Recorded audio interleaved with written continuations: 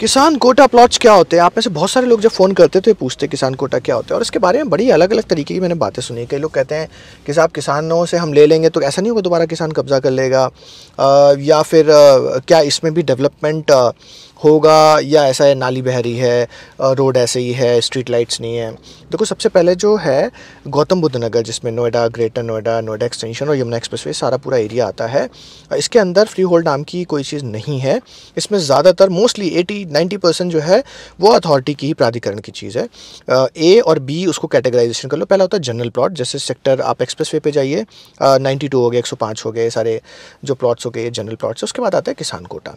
किसान Kota plots basically क्या होते हैं, यहाँ पे जो ज़मीनें थी, पहले खेती हुआ करती थी आज से 25, 30, 40 साल पहले, तो वहाँ पर क्या हुआ, अथॉरिटी ने किसानों से वो उनकी एग्रीकल्चर जो लैंड थी वो ले ली, और उसको लेने के बदले उन्होंने एक मुआवजा दिया जो पैसों में होता है कि XYZ अमाउंट दे दिया। उसके साथ साथ में उन्होंने उनको एक परसेंटेज बांध के ज़मीन का टुकड़ा भी दिया डेवलप करके। डेवलपमेंट चार्जेस जो होते हैं वो किसान देता है, ठीक है।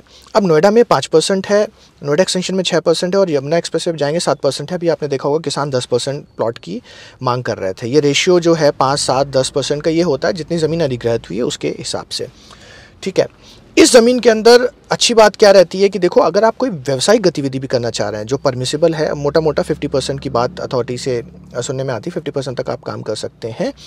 अगर आपका जनरल प्लॉट है तो आप इस तरीके की कोई एक्टिविटी नहीं कर सकते हैं वहाँ पे, वरना आपको पेनल्टी लगेगी, या फिर आप लैंड यूज़ चेंज कराइए। तो इस तरीके के प्लॉट को किसान कोटा प्लॉट कहते हैं। सबसे पहली बात है, इसकी जो ओनर है वो भी प्राधिकरण ही होती है। तो जिस प्रकार की आपको सहूलतें जनरल प्लॉट में मिलती हैं वही सहूलतें यहाँ भी मिलती हैं। किसी प्रकार की कोई आपको दिक्कत नहीं हो, चाहे वो रोड हो, चाहे किसी भी तरीके की इंफ्रास्ट्रक्चर से रिलेटेड दिक्कत नहीं आएगी आपको। देखने वाला इसमें सिर्फ एक चीज़ ये होती है कि जो आप प्लॉट ले रहे हैं वो रजिस्टर्ड है नहीं। अगर रजिस्टर्ड प्लॉट है तो ट्रस्ट में ऑन दैट कहीं से किसी प्रकार की कोई दिक्कत इसमें नहीं होती है। लोन की बात करें, बैंक लोन भी कर देता है, सारी चीज़ें इसके अंदर ओके हैं।